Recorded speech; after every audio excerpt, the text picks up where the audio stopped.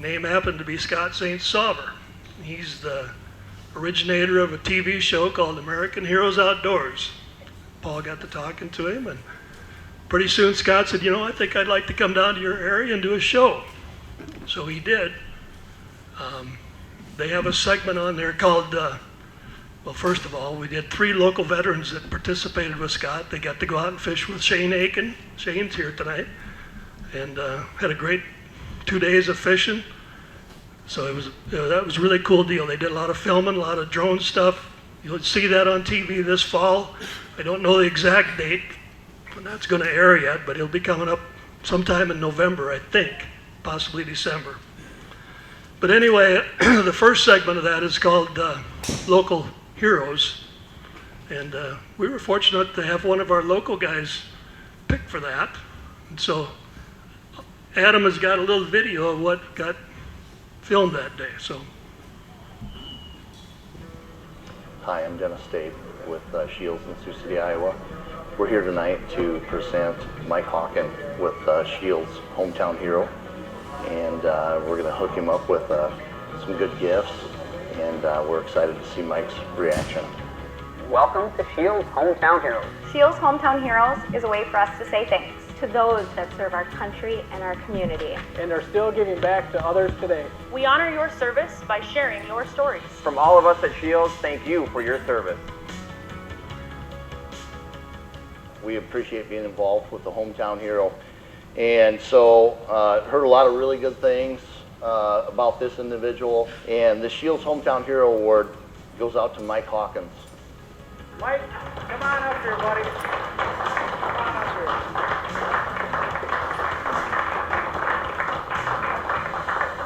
Mike, thank you. Yeah. And for you being such a great community member and supporter of the outdoors. You know, it's everything that Scheels believes in. Cascade, Iowa is where I grew up, over not too far from the Field of Dreams in northeast Iowa, kind of in trout country. This was my first full-time job in fisheries. I'd been working seasonal positions up until that point over in northeast Iowa after college, and got an opportunity to interview in northwest Iowa, out in the Glacial Lakes region. That led to a position here in our fisheries research section, studying natural lakes in the state of Iowa, and then eventually to the position I've got now. our fisheries in northwest Iowa has a direct correlation to Mike Hawkins and his staff.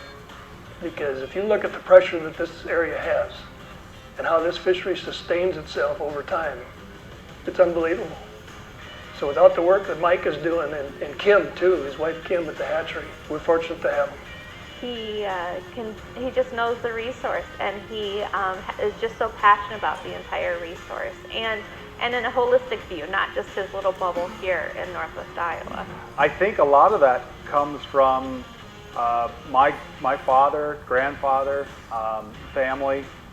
They were definitely conservation oriented. Talked a lot about soil health and respecting the landscape, understanding the interaction between soil and water. I don't think he's driven by anything other than a desire to help his community. That's just the cool part of him. He's an unassuming guy. He doesn't reach out for praise or accolades, but he's just there for you.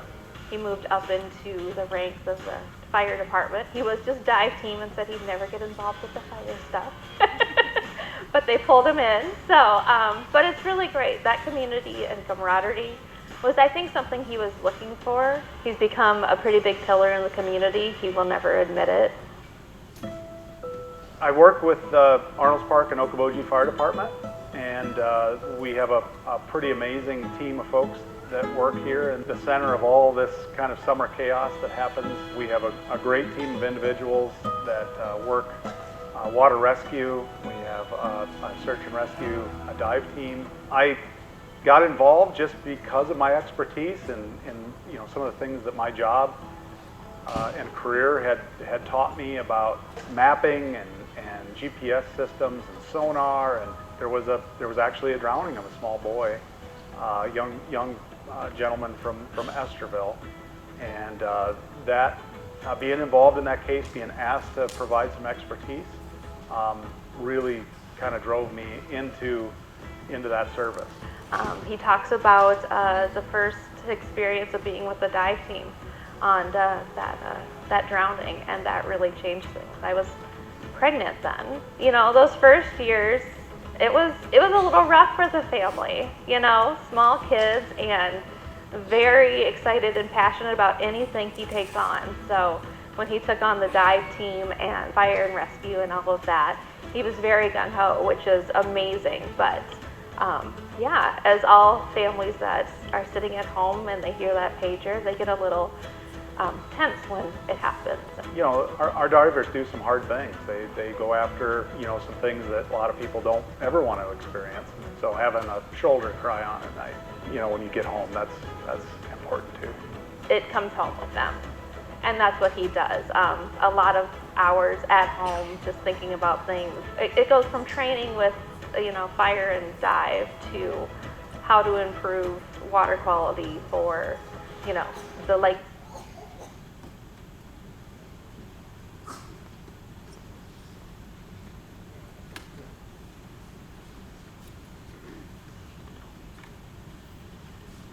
That we want to leave for Iowa.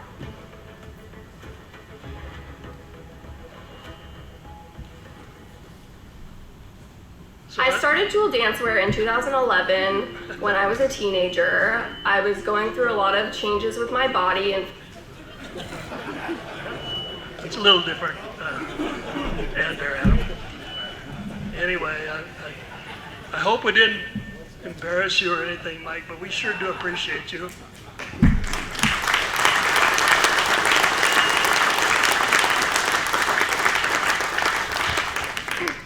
Mike's crew is here tonight. He's got Jed Sigworth, Jonathan Murray, Vaughn Wasik, and DJ Vogler. They're all here with him tonight, but without further ado, Mike is going to give us an update on what's going on in our lakes.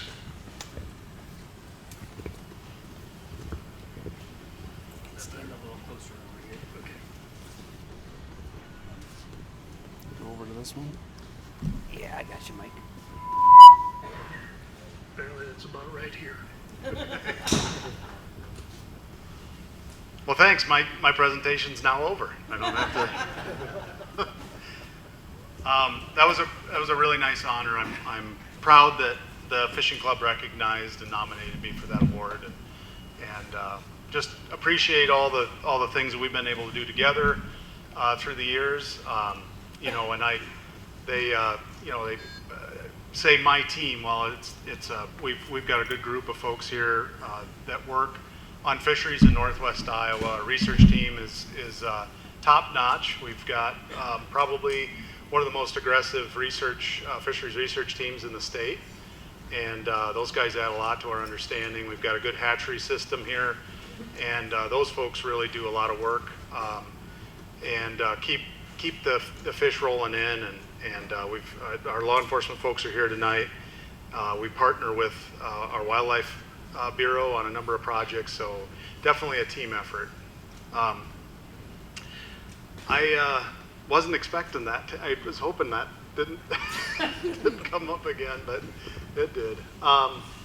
So the Iowa Great Lakes Fishing Club has been a great partner. We'll talk a little bit about some of the upcoming things that we've got in the works for some access. The fishing club's constantly pushing us, you know, with what do we need? What's next? What do we need to do? You know, do you need help with this courtesy dock, or maybe a new fish cleaning station? So we'll talk a little bit about some of those partnership opportunities here at the end. But what I wanted to touch on first was something super exciting, and that's Eurasian Watermilfoil. This is I want you guys to leave tonight as experts in Eurasian Watermilfoil. We recently found it in the Iowa Great Lakes. It's something that we've been trying to avoid for a very long time. I'll kind of walk through that history, but it's not the end of the world. We're gonna get through this. We're attempting some things that are pretty aggressive right now, and so hopefully you learn a little bit about Eurasian Watermilfoil and what we're trying to do, and understand that. And as we talk about it, you can relate that back to the fishery and fishing and things like that. Because I think there's a little bit of fear that that weeds are evil, and you guys know that how important plants are to the ecosystem, how important they are to your fisheries that are out here, and we recognize that, and I think you'll see that we're taking a pretty measured approach, even though this is very, very aggressive. So just to talk about Eurasian Watermilfoil a little bit, it's been in the United States for a long time, and it's all over the place. So you can see in the continental United States, pretty much every state has some occurrence of Eurasian Watermilfoil. It's all over the place. It grows very quickly, so that and it germinates really early in the spring. So that's why it gets a competitive advantage. In some places where it can cause problems, it's out competing some of the native plants. So we have this good variety of native plants out in our lakes here, West Okoboji, Big Spirit Lake, around, probably around 50 species of native plants, both near shore and then submerged under the water, that are in this area. And that is really important, but this plant can outcompete a lot of those for sunlight. And that's what all plants are competing for, is nutrients and sunlight being the biggest one. Eurasian Watermilfoil is known to grow about 6 inches a day in the spring when it's coming to the surface. It shoots up a single stem to the surface of the water, and then once it hits the surface, it branches out and creates a dense mat. So from a fishery standpoint, it's not the best habitat. You don't have all of this other underwater structure that fish may be utilizing. It's pretty thin under the water, so you get this big, thick canopy with not a lot of structure under it, and then not a lot of the other plants that compete against it. The way it spreads is pretty unique as well. Well, not unique to aquatic plants, but unique to plant, is through fragmentation. So at our latitude, Eurasian Watermilfoil doesn't produce seeds, and so it doesn't create a seed bed on the bottom and spread by floating seeds or dropping seeds on the bottom. It breaks apart, and in the fall it actually breaks apart almost on purpose, and those fragments can float, and where they touch the bottom, they can grow a new root system. So each of the small fragments that are broken away from Eurasian Watermilfoil can create a new plant. So it spreads solely by fragmentation here. And so, as you might imagine, it is transported really easily between lakes. If it latches onto the side of the boat or motor, axles, those types of things, you take your boat out of the water here, you move to another lake, drop those fragments in the water. As long as they haven't dried out and desiccated, those fragments can become new plants in a new location. So it's pretty easily spread. So how do we control it? There's been a lot of work done on Eurasian Watermilfoil because it's been here so long, and it's a known aggressive invader. But there are a few things that we'll talk about tonight and kind of concentrate on. I guess first of what I would say is that we aren't real sure on all of the lakes how Eurasian Watermilfoil will react to those lakes, or how the lakes will react to the Eurasian Watermilfoil. In some places, Eurasian Watermilfoil becomes kind of part of the background. It exists in a few bays, and it may just not be real aggressive. In other lakes, it can take over. And there's been some work done on why it takes over some lakes and not others, and some of that is really unclear. But since we have a variety of lakes here in the Iowa Great Lakes, we can assume that at least some of these are going to be impacted pretty well with Eurasian Watermilfoil. The control techniques, this is actually the Eurasian Watermilfoil, or a milfoil weevil underwater on a stem, and it eats Eurasian Watermilfoil. However, where you have Eurasian Watermilfoil, you also have a good panfish population, usually, fish that are attracted to those plants, and they love to eat those weevils. And so there's been a lot of work in introducing weevils and adding weevils to areas to try to control Eurasian Watermilfoil, but that's not been met with a lot of success. And so, and then we move into some of the other options that we have, and that's the herbicide options. And there's been some whole lake treatments, we'll talk about those. and then we know we can do some spot treatments. And I've listed a couple of things here, fluoridone being one and Priscillacor the other. Those are two that I'll talk about later. These, like 2,4-D and diquat, are older generation kind of legacy herbicides that kill kind of indiscriminately on plants.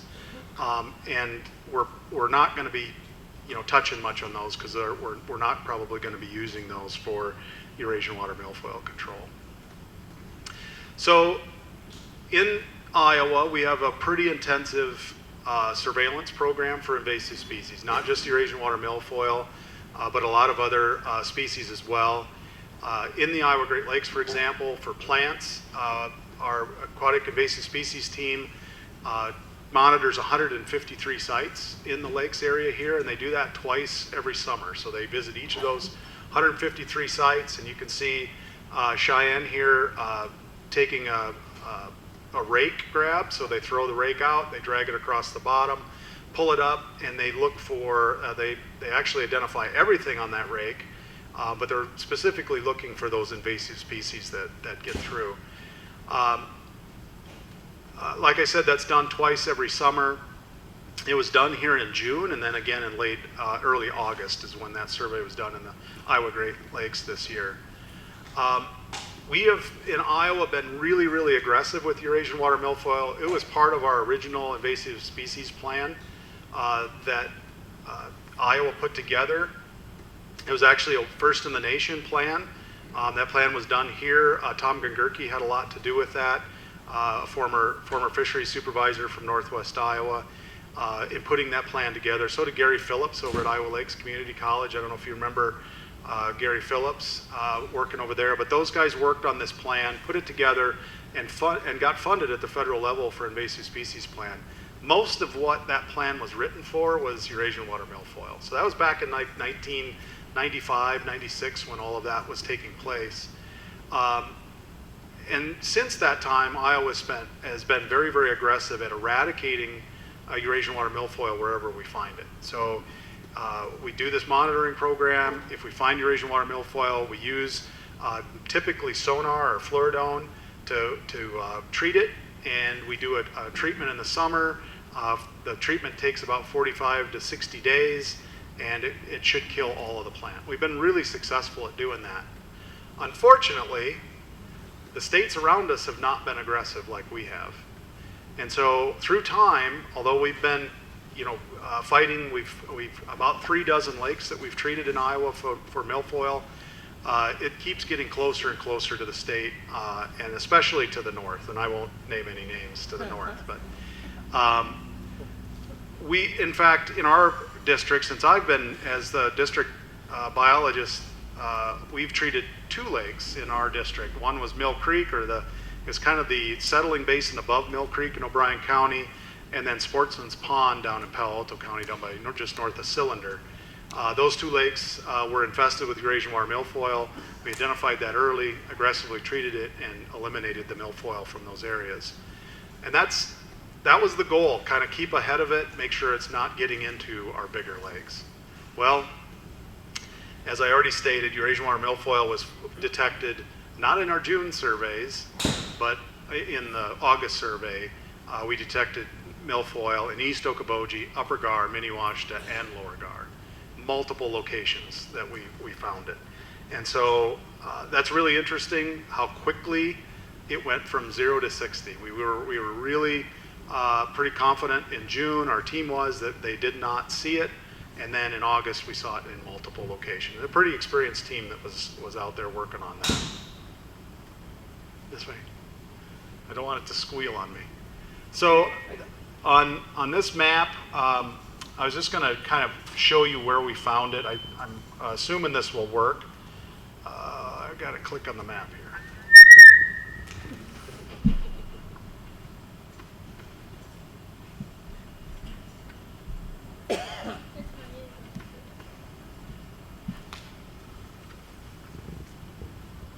So I won't zoom around the map much, but these are different locations that we would look for Eurasian watermilfoil. The blues are negatives.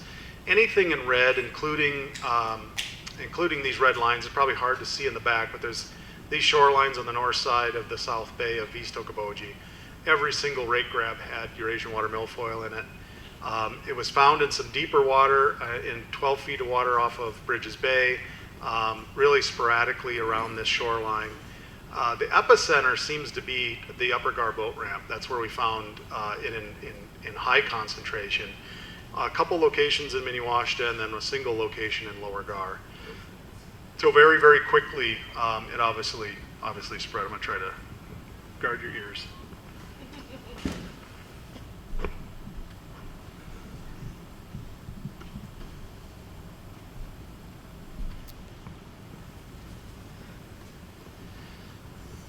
So in Upper Gar Lake, instead of shutting down that boat ramp, because as we were watching boats come out of there, a lot of those boats that were coming out on Upper Gar had Eurasian Watermilfoil hanging on them by early August.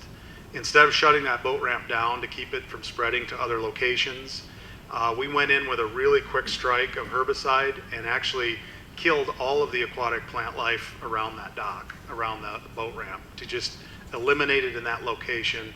And again, we were coming up on Labor Day weekend. We didn't want to shut down a boat ramp there, but we did do a pretty aggressive treatment there.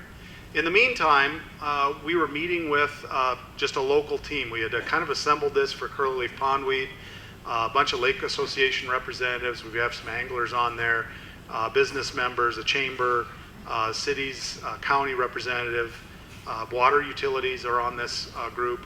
And we've used that group to kind of plan what we're going to do with aquatic plant management in Iowa Great Lakes. So we had kind of this ready-made team to kind of meet and talk about this.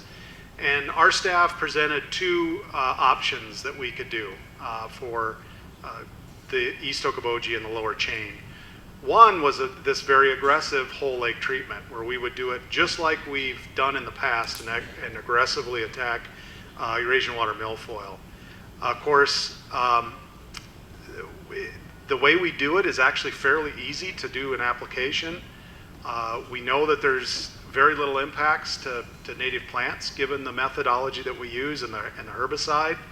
And of course, eradication is hopefully the outcome there. It is a long treatment period. Dilution from inflows, so if the lakes are flowing or we get rainfall or runoff, that dilutes the product, and we actually have to keep that product at a set rate for about 30 to 45 days. If we're successful, of course, it could just be reintroduced from someplace else, the next day even. So there's a risk of recontamination, reinfestation. And this requires some monitoring and reapplication, like I said, to keep the concentration where it is. And then because of the sheer size of what we were trying to do, of course, is cost, and I'll kind of show you that as well. The other option was to aggressively monitor the situation and use spot treatments to try to treat the milfoil. And I won't go through all of these, but really we would have to do constant plant population monitoring. And if Eurasian Watermilfoil outpaced our treatment ability, it's going to get out of control. It's going to get beyond what we can control. And the fear as well is into West Okoboji and Big Spirit Lake, where you're limited in what you can do just by the sheer volume of water and the sheer area that those two areas pose. Plus, they actually have more safeguards for contaminants being put into them. So adding herbicides to West Okoboji or Big Spirit Lake is not possible now, and it would take an emergency 4-month process to get a permit to do that. So we wanted to, the other lakes around the area would also be at risk here. So the group unanimously decided that this was worth the risk. So if we were ever going to have a chance at eradication of milfoil in the Iowa Great Lakes, it was going to be now, not in 3 years or 4 years when it's outside of our control, but right now. And they all thought that if we look back at this point sometime down the road and thought there was a time when we could have nipped this in the bud and we missed that chance, so they would regret it. And so the decision was made to go for a whole lake treatment. And there was a lot of decision makers involved in this, but really it came down to this kind of local team and local decision to move forward. And so we worked on doing this. The concentration of herbicide, I have this posted a couple times, is 2.5 to 4 parts per billion. So if you think about a part per billion, that's 1 drop in a semi-tanker full of water. So that's the concentration of herbicide that it takes to kill this particular plant. The cost, though, is pretty steep. For the acreage and the volume of water that we were treating, the DNR marine fuel tax, which is boating access dollars that comes from the road use tax in Iowa, and then the legislatively funded lake restoration program came together to put together an emergency $150,000 for this project. And then the local communities came together for another $150,000 to kind of bring it up to the dollar amount that we needed to do this work.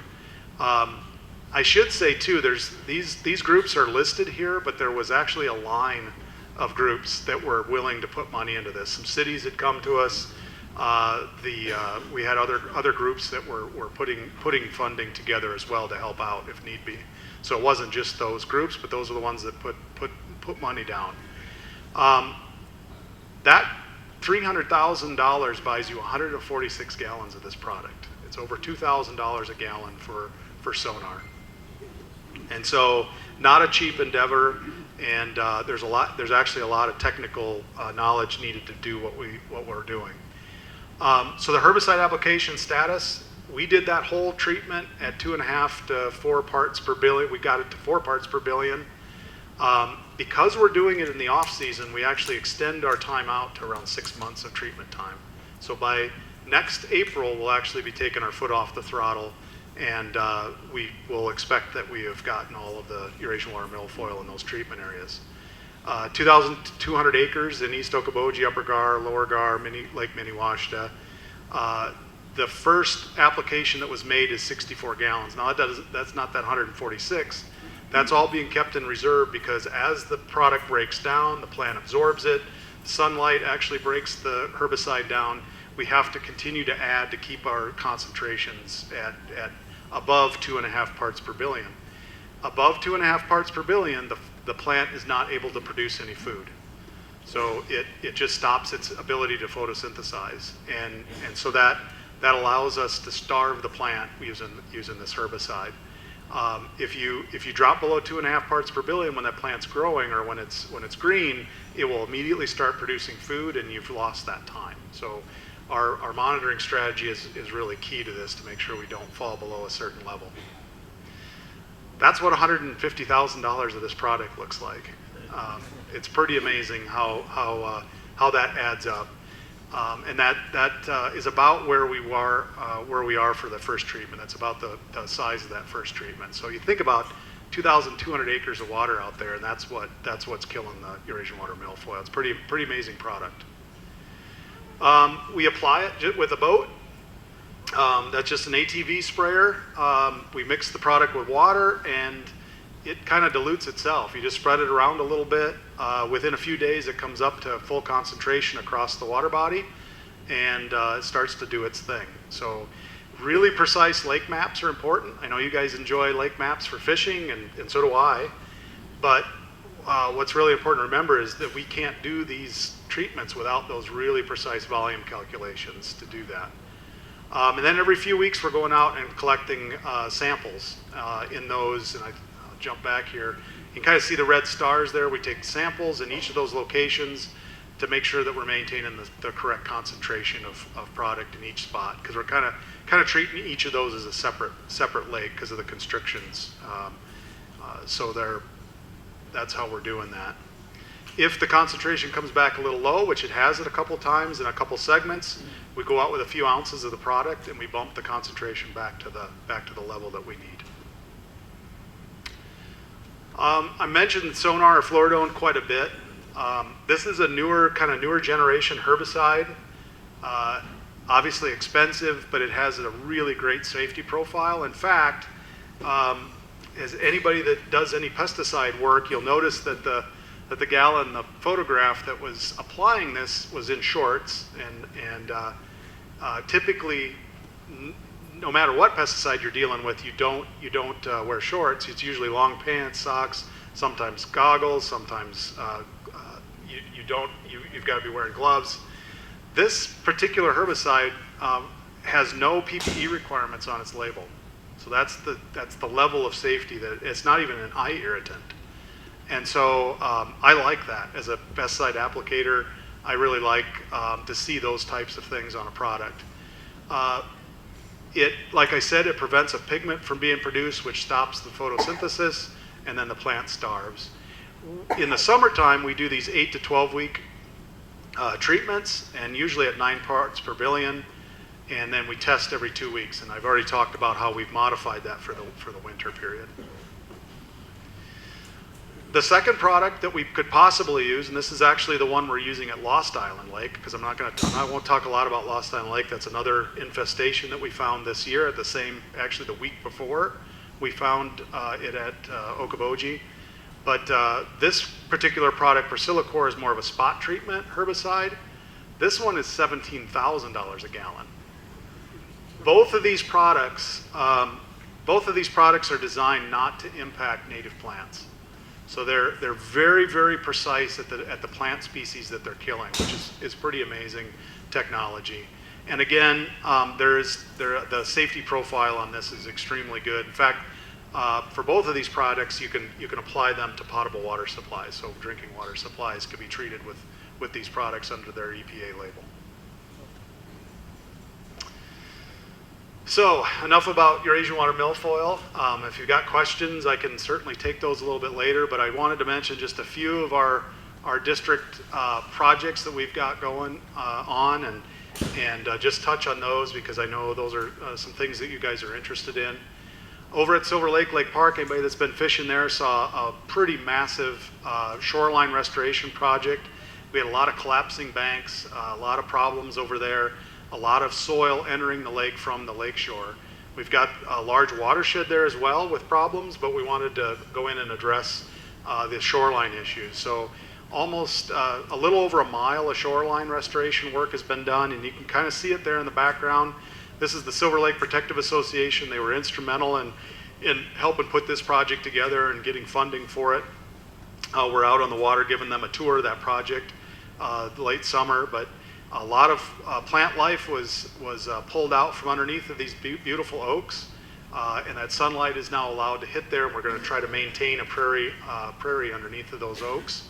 And then a lot of the bottom of the shoreline had to be reconstructed, and a lot of riprap brought in to kind of stabilize those banks. So pretty exciting project, one of the largest ones that we've worked on in the state. In fact, talking with some of our Midwest partners, for a natural lake, it's one of the largest projects that we know of. We've got a similar project without a lot of bank reconstruction going on up on Big Spirit Lake up in Anglers Bay.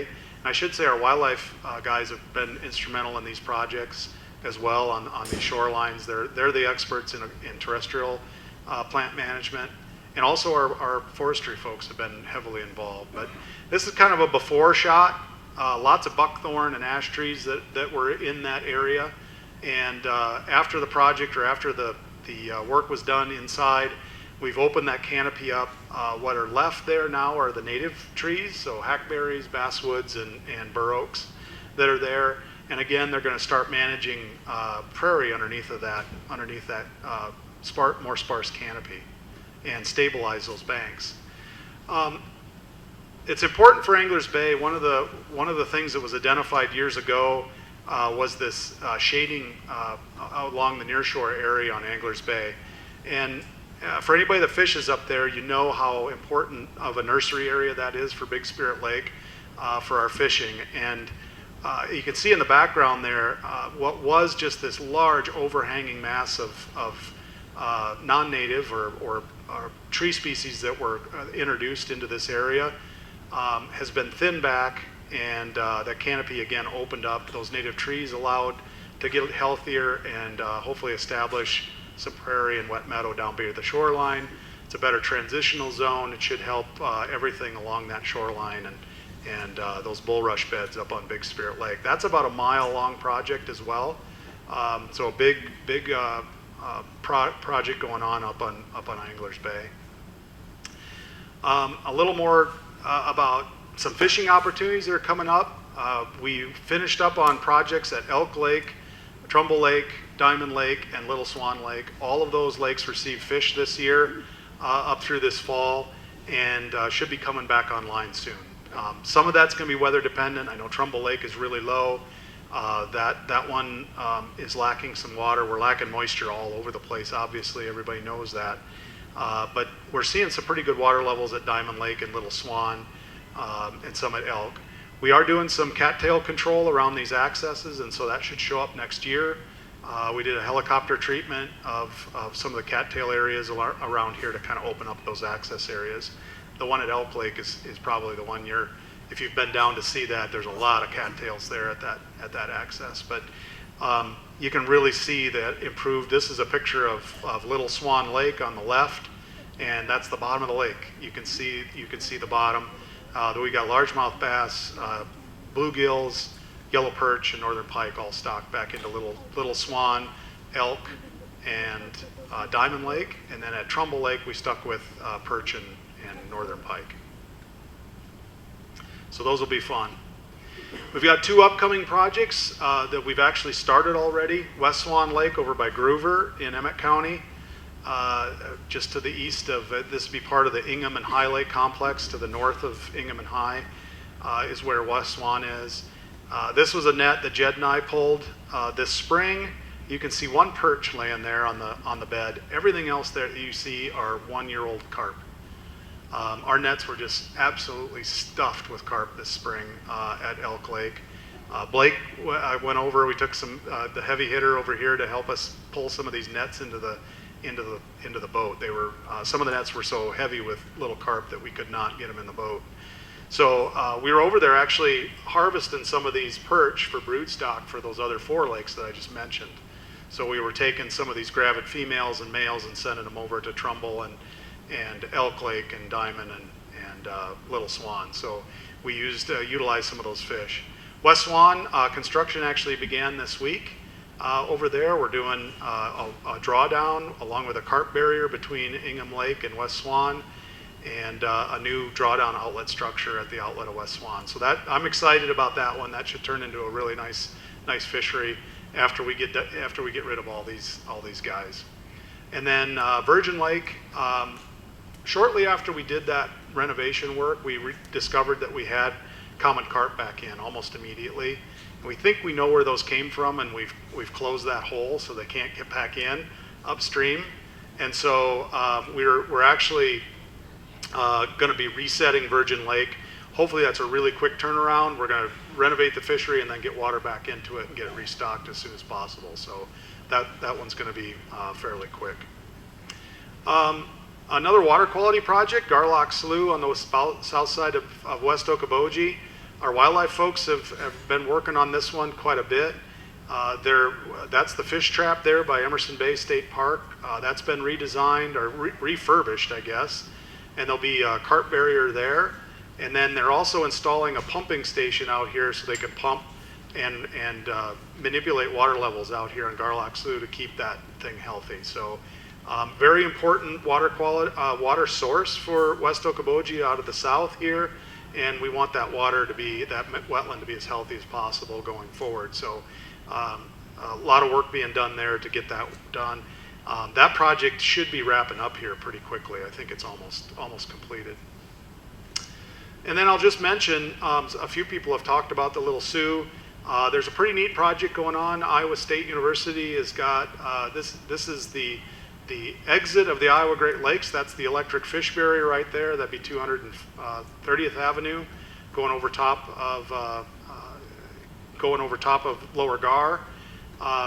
We've got graduate students that are doing work on Asian carp behavior around this electric fish barrier. So the efficacy or the success of keeping Asian carp out of areas using electric barriers has not been studied well. These are pretty new devices, and so ISU is doing some work here And then they're also looking at populations downstream all the way to the Missouri River as well. So they're pretty extensive project looking at Asian carp movement, migration within the Little Sioux drainage. And that project even extends up into Minnesota. So it'll be fun to see what they find. We believe that barrier is nearly 100% effective at keeping Asian carp out. We know we've got hundreds, if not thousands, at times below the barrier here. And if it weren't for the barrier, those would all be in the lake. So, but this will be some good information for us. Lastly, I'll just talk about some access improvements that you guys may have seen. We have new courtesy docks at Templar Park, Highway 9 boat ramp, and the Upper Gar boat ramp. Those are all those nice floating, those commercial style floating docks. And then there's a new parking lot that's been constructed over at Virgin Lake. Upcoming, there's some exciting stuff in here. Courtesy dock and parking lot improvements up at Tuttle Lake there on the state area. Where we've got, this was actually scheduled to be constructed this fall, but engineering is behind. So a new fish cleaning station at the Highway 9 boat ramp, which should be really nice. It'll kind of be in conjunction with that restroom that's already there.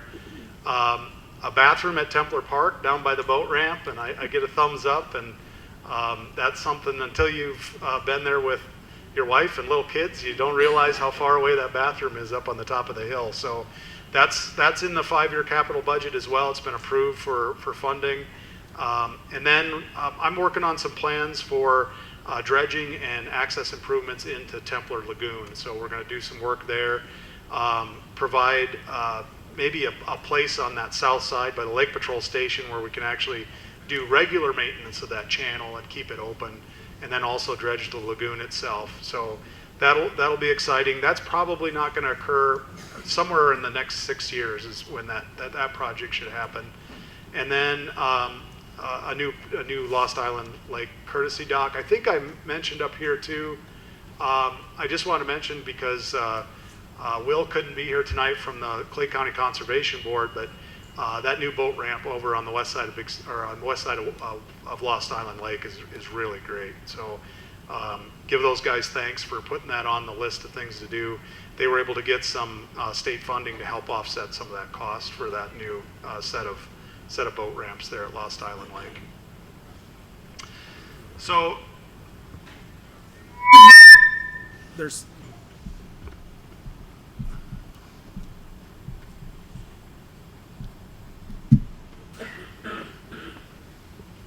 So before I give up the microphone, Kim couldn't be here tonight, and just asked me to show you guys some numbers. I'll just throw these numbers up here. I'm not going to go through them, but the new hatchery system this year, if anybody's been through the Spirit Lake Fish Hatchery, the new incubation system that runs off of city water worked well. There was a lot of tense moments as the contractor finished that project up in the days right before we started netting this spring. And so they just needed it to work, is all they needed this spring, and it did. It worked really well. Our broodstock collection went really well as well. We had good numbers collected in a fairly short amount of time. There's that new system at the hatchery. Like I said, it worked well. They're learning a lot about it. It's an extremely complex system, and next year they're really going to starting to fine tune things that they can do with it and increase the amount of eggs that they can hatch. But they met their objectives for this year. They hatched the number of eggs that they were shooting for. They were a little low, but Rathbun Fish Hatchery was able to help out with augmenting some numbers and make sure that we met all of our orders this year for walleye fry. Northern hatching went really well, and so did the muskie hatching. So kudos to all those the hatchery staff. We lost a really good one this year. Aaron Orn is we lost him to Illinois. They recruited him into Jake Wolf Fish Hatchery in Illinois. So we're going to miss Aaron and wish him the best, but we're going to be looking at refilling his position real soon. Kim will be going down for interviews next week to refill that position. But you got to have good people to run a system like this, the folks that really know what they're doing.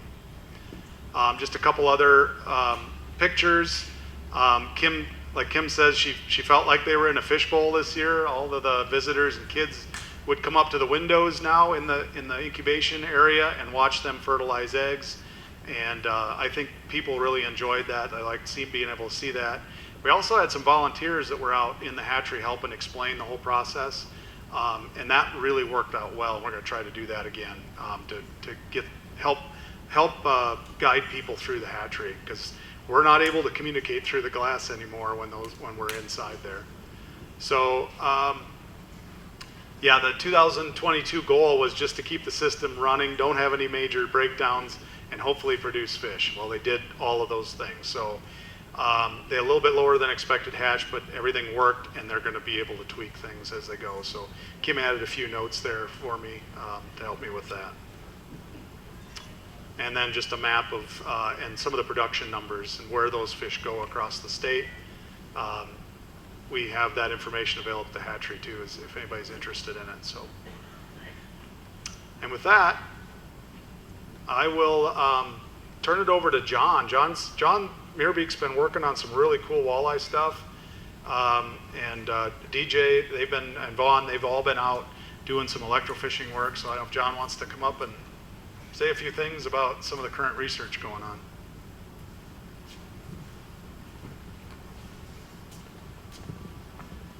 This. I'm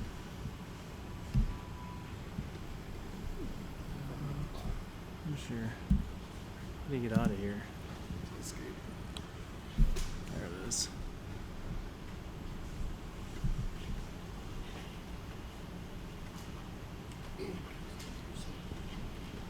So Mike touched on the Lost Island boat ramp. Our club contributed $2,000 to that project, and just the other night we gave another $1,000 for the new dock. So the other thing going on there, they're going to try to acquire property across the road for more parking, so that'll be a big plus for that area. And one other thing, last spring during Walleye Weekend, the Chamber of Commerce at the lakes here donated the money that they raised from Walleye Weekend to various projects around the lake. So Paul Daniels, one of our board members, got behind that and applied for a grant. So we received $10,000 from Walleye Weekend, and we're going to use that for a new fish cleaning station on the Highway 9 boat ramp. So they gave away $24,000, and we got 10 of it, so that was a pretty good accomplishment. So turn it over to John. Thank you. How about the fishing in northwest Iowa this year? Pretty unreal, huh? Yeah, we had some really good fishing for bluegills, crappies. We had almost 30-pound bags being weighed in at bass tournaments. People catching 6 muskies in a day. Pretty unreal fishing, I think, and I hope we all have had a chance to get out there and spend quite a bit of time on the water. With that, one of the things that the research team has been doing here lately is we wanted to figure out a little bit more of our walleye populations, not only the Spirit Lake, the Okoboji's, but what are some of these other satellite lakes, the smaller shell lakes, how are they doing? So one of the tools we can use for that is night electrofishing. So what we do is we just basically go out and pick transects, shock a lake, about 2 hours of on time, collect all the walleye that we see, take lengths and weights, and take a spine there. You can see us clipping a spine, and we can look under a microscope and get an age estimate of that fish. And with that information, we can estimate all kinds of cool parameters, such as growth rates, mortality rates, abundance, recruitment patterns, to see, what our walleye lakes are doing at the ones that we don't normally get to a lot. So that's kind of been a push here for this fall to get out to some of our smaller natural lakes to see how they're doing and to make sure we can put enough walleye fry in them, or are our fingerlings surviving to the rate they need to be, or is there adjustments we can do with that? So this is kind of the start of this project, so we can have some more baseline information on how our stocking products are doing, so we can manage them a little bit more efficiently if possible. So that's what we've been doing. I just want to touch base on a few things here, what we've been doing there, and some of the summary data we had from this fall's shocking, because I bet you're all interested in what we've been seeing out there. And a lot of that data is available online. I don't know if any of you have been looking on our online, the DNR website. There's a tabs that you can filter through and look at what we've been collecting for our survey data. and it's available to all the anglers. So go ahead and look at our online system and look at that information, because it can provide you some good information about where the fishing might be good here in the future. And it is really up to date. We can go enter the data on a tablet, download that data the next day, and have it viewable to the public within another 24 hours. So you could see what we collected basically within a 48-hour period. So pretty cool information that you can see. Anyway, this is just the information that we collected this year. I thought you might want to know where some of the fishing might be good, and you probably already do know where some of the walleye fishing is good. The Silver Lake, Dickinson County has been a walleye factory for years and years, and continues to be. It had some of the best growth rates that we've seen from this year's survey. Abundance was high for our H2 to 3s, or one of the fish that you're probably going to be harvesting in the near future. And recruitment patterns have been really good. So we've been having consistent survival of our stocked fry and fingerling. So looking good there. Tuttle, another one that we haven't really managed a lot in the past, but we're putting fry in there now. And we went there this year, and it's got a lot of nice year classes coming up. They got really fast growth. Those things grow to, nearly, well, it was about 13, 14 inches by age 1+. So good growth rates there. The abundance there was also high. And recruitment has been great. It's been pretty consistent over the past 3-4 years. So you should continue to have some good success at Tuttle. Lost Island, you guys know the story of Lost Island. We brought this one up a lot of times. It's a lot more diverse now than it had been in the past. Walleyes are still in the lake, and they're at a more of a moderate abundance, I would say, than what they had been in the past. We've had some really good year classes there in the past, but it's so much more diverse than other fish species there. It's more of a moderate type fishery for walleyes, but it does have really good growth potential. They grow super fast there, so we've been seeing some good information there in terms of their growth rates. I think it'll continue to be a really good walleye fishery. Some of the other ones that we sampled this fall, the Silver Lake in Palo Alto County, the growth rates there are more moderate, not as fast as the Silver Lakes in Dickinson County, but still decent growth rates. The abundance was moderate, what we saw, and recruitment is consistent, but to moderate. I mean, we just didn't see a lot of really strong year classes there, just more of a lower to moderate abundance in each of the year classes. Ingham, another one that I think is on the rise. We didn't see really great growth rates there, but we did see a lot of young of the year fish. I think our catch of young of the year, which have been fish that were born this April, was like 250 per hour of on time. So that's an indication that there might be a really good year class in the future at Ingham Lake. We did also see a lot of H2 fish, so I think it's going to be a good walleye fishery for you guys here coming up in the next year or two. So it'd be one to keep on your radar. Some of the other ones that we sampled that didn't have as good of walleye populations as we had hoped with our stocking histories that we've been putting in there is the 5 Island and Center Island, or 5 Island and Center Lake.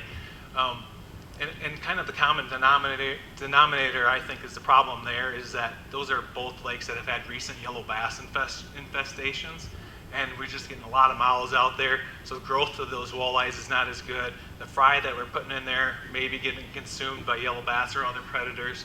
It's just having a lot of things happening in those lakes that they're not producing seems like as good a strong year classes consistently that we'd hope. So maybe there's some opportunity for us to stock a different product there, a little bit bigger fish, or do something different. It's definitely something we want to keep our eyes on and keep evaluating those fisheries. So I thought you guys would like to see some of that recent information that we collected just in the past month and a half. So in addition to that, we have kind of a really unique opportunity, and Mike touched upon it with the Iowa State project that's in Milford Creek, looking at Asian carp movement. There's acoustic receivers, which are, you guys probably have heard, if you've been to this meeting before, you've heard me talk about us doing telemetry, radio telemetry. We put tags in fish, and we use an antenna, and we can actually figure out where those fish are, and we have to go by listening to their radio signal that that tag puts out, and we can actually pinpoint where those fish are. Well, an acoustic tag is similar to that, where it has a receiver, and here's the receiver poking out of that stand right there, and that's a weight And those can be placed in the lake at specific locations, wherever you want, and it's always listening for a tag. So you don't have to go out there and actually track the fish physically. That receiver is always listening for a tag, and when it does hear a tag, it records that data into its computer, and you can go retrieve that information by basically collecting those stands again in the receiver and downloading the data into a laptop, and you can figure out how many pings it had for each different fish. So it's kind of like radio telemetry, but you're getting it in a very wide spatial area, and you're counting on fish swimming by it to make sure you know it's there. Anyway, with that study that Iowa State was doing, they had purchased 19 of these acoustic receivers to put into the Iowa Great Lakes, and to see if any Asian carp got above the electric fish barrier, so then we would know where they went in the lakes. So in combination, or with their help of purchasing all these receivers and us deploying those stands and getting the data, we just thought it would be an awesome opportunity to look at our muskie movement information. So from this spring's muskie broodstock collection, what we did is we ended up tagging 26 muskies with these acoustic receivers, or acoustic tags. And here's just a picture of us implanting that tag. You can see the size. That's an adult muskie, probably around 35 to 40 inches. So the tag's about an inch and a half, 2 inches long, and that'll last for 5 to 6 years. It'll be emitting a signal for those receivers to hear, so we can get long-term movements for these fish over a long time, it's just pretty cool information. And that was this spring when we implanted those fish, and that was 26 fish. So I can't really see what I have over there. So this fall was our first download of that data. So we went back and collected all those receivers, downloaded the data, and looked at that information on the computer. And over the course of that, about 5-6 months, we had almost 700,000 detections on those receivers from our fish. Just crazy amounts compared to what we would have just actually physically radio, going up there and looking where they are with our radio antenna. They move a lot. It's really impressive. I'm going to show you one fish as an example, but I could stand here for hours showing you all 26 fish movements, and you'd be really impressed at how much fish actually move, and especially our large predators such as a muskie. So each of those yellow, maybe didn't explain it that well, but each of those yellow squares is where a receiver is, and that's where they're listening for these tags at all times. So we can get a basic general idea where fish are moving through time. And they move among our lakes, and they like to stay in east and west Okoboji, but they will go down into lower Gar and into Minnewaska and all those other lower chain areas too, but they really like to stay in east and west Okoboji for the most part. So you can kind of see on the right there, I have different times of the year with the colors of the lines, and we're not going to go into that too much because we're only going to go over this one fish, but just the different colors just mean different time frames if you see a movement of the line. This fish here that is in the top left is a 47-inch female. And I thought you guys would be interested in what a big fish does over the course of 5 months. So that's why I threw this one up here. It was tag number 57715. So that was the tag number that those receivers were listening for over that whole time frame. It was a known age 21-year-old fish. So this was an old fish. Probably only has a few years left in her, but it was a known age fish. So we had stocked that one as a yearling and knew how old it was at that point. We put it back in the lake on April 30th, and we stocked it at Highway 9 boat ramp there up there in the northeast corner there of the map. On that particular fish, we had over 36,000 detections, and we last detected it on the day we pulled the receivers on the 9/20 on September 20th. And just to give you an idea where that fish went, the fish was detected at Highway 9 ramp until May 2nd, when it moved to Stony Point area, where it stayed until the 6th. Between May 6th and the 23rd, the fish made 5 separate trips from Stony Point to the lower end of East Okoboji and was detected on 1 or more receivers on all but 1 day. So that's 17 days there. One of those receivers heard it on all but 1 day, and it was basically doing hot laps along the basin of East Okoboji there. Between May 24th and May 26th, the fish visited the Highway 9 ramp and went back to Triggs. On the 27th, it entered West Okoboji, and in less than 12 hours, the fish was detected at the Tri-Boji receiver and resided there until early June. That's what the blue means. They're just changing it into a different month here. From June 3rd to June 8th, the fish resided in the upper half of West Okoboji, and during that time, it made 3 separate trips up to Tri-Boji and back, up to the North Bay and back from Atwell's Point. From June 9th to the 15th, the fish was near Atwell's and Fort Dodge Bar, where the fish was detected again at the North Bay from the 15th to the 18th, then left for Miller's Bay. So these things, get the idea, these things are not staying put. They're not really having the small home range we would think a big muskie like that would have. It's moving around. It was detected on 2 or more of these receivers on 94 of 99 days between the June 19th and September 20th. So they were trying, if it was detected by 1 receiver, we would think, yeah, they established a home range. But you can just see here that fish has been moving around that entire, southern half of West Okoboji, basically the entire summer, and visiting one spot, not having real affinity to one spot or another, just roaming around. What is another kind of interesting thing here is it went and moved into East Okoboji for 21 hours for some reason. It decided to go into East Okoboji and then went back into Smith's Bay. And it was, other than that trip, it was in West Okoboji on all days from the May 27th on.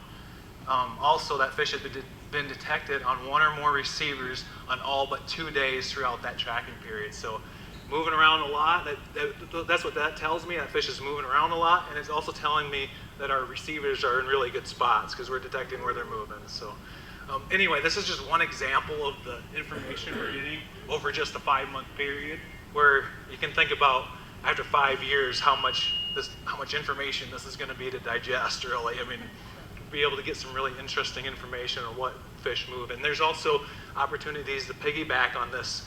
Since we have the receivers in place, we could put transmitters on walleyes or some other species that we're interested in, and see where their movements are among the lake chain, and if there's any certain preferences they have. But the only disadvantage of this technology is you don't get, okay, that fish was at this brush pile on this day. You won't get that kind of detectability. It's just like if that fish swam by that receiver, basically, or not. So you're not getting that habitat usage information, but it does provide you some pretty unique opportunity to see what fish are doing over the course of a year.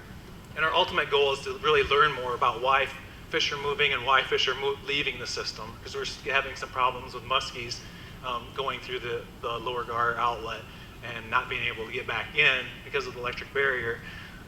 So that's kind of, we want to know what are the variables influencing that movement, but we'll be able to figure out a lot more than that with this data. So, but that's all I had to talk about. It's just some of the cool things that we're starting to get involved with, but I think you guys will be interested in the future. Put a barrier on. Yeah, well, we were hoping to evaluate that with. So the question was the barrier that the club helped pay some money for establish a barrier, basically just an electrode that went above the electric fish barrier to try to warn fish before swimming downstream and over the barrier. So basically it's just kind of a tingling for the fish to kind of turn back and go back upstream. And we haven't had a chance to evaluate that yet. A lot to do with the flows. We want to have it with a realistic flow pattern that we're thinking fish are coming, leaving the system, and we just haven't had that since it's been operational. Just the way it's it lined up. So we do have that with the same project. We have the plans to evaluate that if flows ever return. Yeah. The question was if any Asian carp were detected on our receivers from the Iowa Great Lakes, and no, none of them did move up. I mean, the flows were very low this year for the most part. We did have some flow coming over during times, but those Asian carp, I think, need a little bit more to try to test that barrier to get over. But we'll know more. I mean, there's one graduate student working on that right now, and I'm sure another graduate student will follow him behind him. And this will be like a 5 to 10 year study. So we'll hopefully have a wide range of flow patterns through that time, so we can answer that question: is the barrier effective for Asian carp? Right now, we feel it's very effective because we've noticed when we turned it off, the fish will want to come challenge it right away. But once we turn it on, they don't like it. So we do think that the barrier is effective, but we would like to test that with some of this acoustic technology too.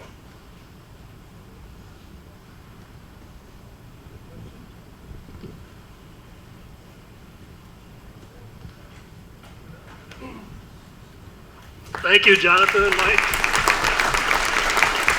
I have Greg Harson come up and give us a little update on any new things going on in law enforcement. Well, there's always new stuff going on in law enforcement. It's a daily occurrence. Just wanted to let you know we're almost back up to full staff in this area. So I've got Dan Dirks working in this area now. Blake Mills, you guys met last year. He's our conservation officer in Dickinson County also. And then Mitch Anderson's going to be our new one over at Cassuth County. And he won't be out in the field until probably, I think it's going to be right around June. So we got slow learners, so it takes a little while to get them out into the field. Correct? Otherwise, how did the season go for you guys with our water patrol? These water patrol kids are out there on a daily basis trying to keep things. Everybody likes jet skis out here in the audience, I'm sure, so they try to keep a handle on those things for you. But the other part of their job is to check fishing license. And they did issue quite a few citations on limits of fish, sizes, and no licenses. So if you get to the point where you feel you're getting hassled, give me a shout at the Lake Fish Hatchery and I'll try to tone them down. But for the numbers that I'm seeing out there that these guys are out there issuing citations for, and they're not the people that are sitting in this room that are getting those citations, I can tell you that. So I think it's a good thing, and I think we want to keep it up. But if it's becoming a problem, you got to let me know, and we'll change our patterns. So keep those things in mind. The other thing is, these guys have a big job to do out there, and make sure that if you see something going on, you call either dispatch or call their cell phone number and leave a message. They will be monitoring their cell phones at all times, and if they see that message there, they'll open it up. They might be on the phone. These phones we're thousands and thousands of hours we're on these phones a year. So please leave a message. We'll get back to you so that we don't miss a case. If you call us the next day, we can't do a lot about it. If you call us when that violation is happening, we can do something. So try to keep that in mind and help us out there, because we'd love to go out and catch those guys just as bad as you want them caught. Blake, did you have anything? Don't go too close to that. It'll squeal. My name is Blake Mills, conservation officer in Dickinson County. To Greg's point, the slow learners came after I got hired, so not my time. Bouncing off seasonal officers or the water patrol officers, if you guys were out there and got checked multiple times within a couple days, within a week, it's obviously probably frustrating to you guys sometimes, but you got to understand, like this summer we had 8 seasonal water officers, and so they may check a handful of fishermen in the morning, and then we have a different crew on later that afternoon. They don't go back and report who they checked, what boat you're in, that stuff. And so if you're getting checked by the same person, they should remember you. But a lot of times it's different officers and stuff like that. Kind of like Greg said, any advice from you guys is helpful. We can't be everywhere at all times, especially in this county with how much public access we have. I have my phone with me all the time. There are times our voicemail fills up. I think my record number of phone calls was 38 calls in one day last year. So if my voicemail is full, I will get you called back, but please leave a message, because even if we're on a day off, we can check that. If it deems it possible, we'll come out. We're kind of working 24/7. So if you guys have any questions, feel free to give us a shout. We'll stick around here afterwards for a little bit. Thank you, guys.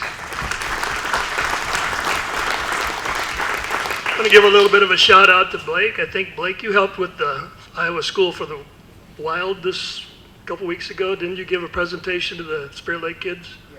And Dan did too. So, and Joey Arkoski's been really good too. Whenever we have an event and we need help from these guys as far as the water safety or whatever, they're great to work with. So, really appreciate their support.